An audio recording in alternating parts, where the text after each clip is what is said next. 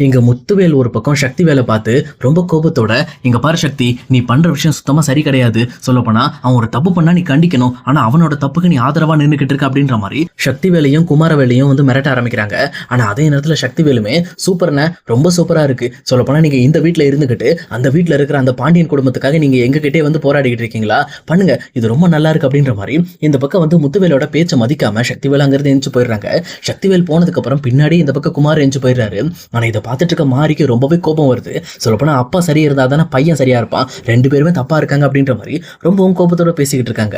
அதே நேரத்துல இந்த பக்கம் ஆப்போசிட்ல பாண்டியன் வீட்டுல அவங்களுமே இப்பதான் வந்து பாண்டியன் கொஞ்சம் ரெக்கவர் ஆகி வெளியில வந்திருக்காரு. அவரும் வீட்டுல ஒரு முக்கியமான முடிவு எடுக்கணும் அப்படிங்கிறதுக்காக தான் அவரும் ஹால்ல வந்து உட்கார்றாரு. ஏன்னா இதுக்கு மேல அரசிக்கிட்ட நம்ம இந்த விஷயத்தை பத்தி கிளாரிட்டியா பேசாம எதுவும் பண்ண முடியாது அப்படிங்கிறதுக்காக அவருமே ஹால்ல வந்து உட்கார்றாரு. உடனே மயிலுமே வந்து, இங்க பாருங்க மாமா, நேற்று நைட்ல இருந்து நீங்க எதுவுமே சாப்பிடல, இந்த காஃபியாவது குடிங்கன்னு சொல்லி ஒரு காஃபி கொண்டு வந்து கொடுக்குறாங்க. அதுக்கப்புறம் பாண்டியனுமே அந்த காஃபியை குடிக்க ஆரம்பிக்கிறாங்க. ஆனா இன்னொரு சைடு அரசியுமே ரொம்பவே ஃபீல் பண்ணி இது வரைக்கும் அழுதுட்டு இப்போ இந்த பக்கம் வந்து பாண்டியன் ரொம்ப ஃபீலிங்கா இருக்கிறத பார்த்துட்டு, அப்பா என்கிட்ட பேசுங்கப்பா, ஏதாவது பேசுங்க அப்படின்ற மாதிரி இந்த பக்கம் அரசியுமே டைரக்டா பாண்டியன் போய் பேச ஆரம்பிக்கிறாங்க.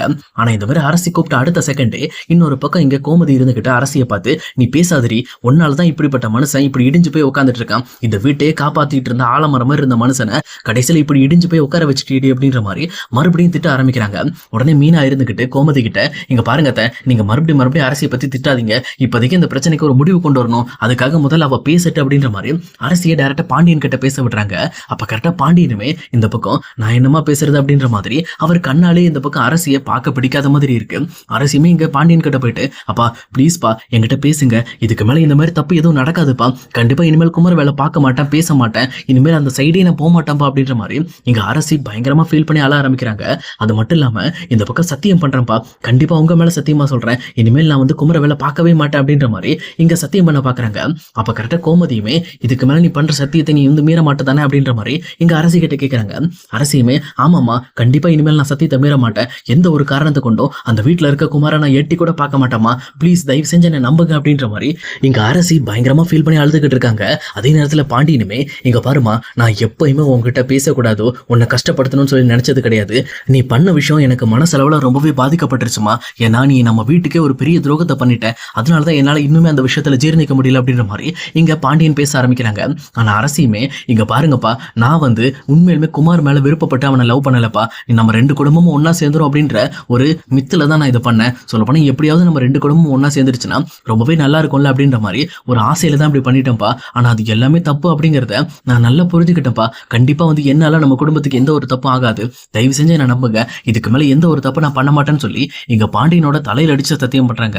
உடனே இதை பார்த்துட்டு இருக்க கோமதியும், சரி அப்பனா இதுக்கு மேல நம்ம பொண்ணு சைட்ல இருந்து எந்த ஒரு பிரச்சனையும் கிடையாது, இதுக்கப்புறம் இந்த விஷயத்த எப்படியாவது நம்ம குமாரவேலை வச்சுதான் முடிச்சாகணும், குமார் சைட்ல இருந்து எந்த ஒரு தொந்தரவும் இனிமேல் அரசிக்கு வந்துடக்கூடாது அப்படிங்கிறதுக்காக அவங்களும் டைரக்டா இங்க வெளியில முத்துவேல் வீட்டு வாசல்ல வந்து நின்றுக்கிட்டு, இந்த பக்கம் முத்தண்ணே முதல்ல வெளியில வாங்கினேன், உங்ககிட்ட கொஞ்சம் பேசணும் அப்படின்ற மாதிரி ரொம்பவுமே டென்ஷனோட சத்தம் போட்டுட்டு இருக்காங்க. இது கேட்டோடனே இந்த பக்கம் முத்துவேல் வைஃப், இன்னொரு பக்கம் குமாரி எல்லாருமே வெளியில வராங்க.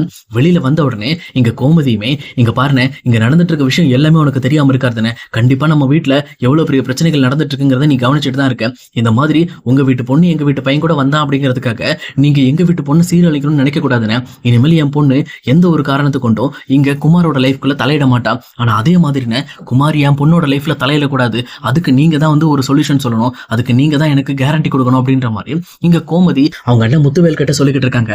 ஆனா இதை கேட்டுட்டு இருக்க முத்துவேலுமே, நான் அன்னைக்கு சொன்னதான் இன்னைக்கு சொல்றேன், எங்க வீட்டுல இருந்து பொண்ணுங்க விஷயத்துல யாருமே தலையிட மாட்டாங்க, அதை விட முக்கியமா இனிமேல் குமார் அரசி சைடு போவே மாட்டான், கண்டிப்பா வந்து அந்த பக்கம் தலை வச்சு படுக்க மாட்டான் அப்படின்ற மாதிரி இங்க முத்துவேலுமே சொல்லிடுறாரு. ஆனா இதை கேட்டுட்டு இருக்க சக்திவேலுக்கு ரொம்பவே கடுப்பாகுது, இவர் அண்ணங்கிறதுனால எல்லா முடிவும் இவரே எடுத்துட்டு இருக்காரு, என் பையன் விஷயத்துல என்ன பண்ணணும் என்ன பண்ணக்கூடாது அப்படிங்கிறத இவர் என்ன முடிவு எடுக்கிறது அப்படின்ற மாதிரி ரொம்பவுமே கோபத்தோட இந்த பக்கம் வந்து கோமதியும் அதே நேரம் இன்னொரு பக்கம் இங்க முத்துவேலையும் பார்த்து முறைச்சுக்கிட்டு இருக்காங்க. இங்க குமாருக்கு ரொம்பவே ஃபீலிங்கா இருக்கு, ஏன்னா அவரு இந்த பக்கம் அரசியல் லவ் பண்ற மாதிரி நடிக்கல, அவர் உண்மையிலுமே அரசியல் லவ் பண்ண ஆரம்பிச்சிட்டாரு, அதனால இந்த விஷயத்தை அவரால் சுத்தமா ஏத்துக்கவே முடியல, அவர் ரொம்பவே அப்செட் ஆகி அங்கிருந்து உள்ள போயிடுறாங்க.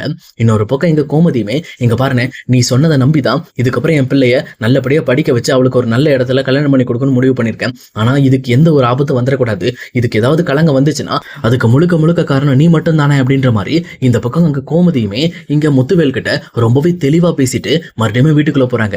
ஏன்னா அவங்களோட மனசுப்படி இங்க முத்துவேல் குடும்பத்துல இருந்து குமாரால எந்த ஒரு பிரச்சனையும் வந்துடக்கூடாது அரசுக்கு, ஏன்னா அரசு இதுக்கு மேல கண்டிப்பா நல்லபடியா படிச்சு முடிச்சதுக்கு அப்புறம் ஒரு நல்ல இடத்துல சீக்கிரமா கல்யாணம் பண்ணி வைக்கணும்னு சொல்லி ஒரு முடிவோட இருக்காங்க. அதனால இந்த பக்கம் கோமதி நினைக்கிறது நடக்குமா அப்படிங்கறத இனி வரப்போற எபிசோட்ல நம்ம கண்டிப்பா பார்க்கலாம் guys.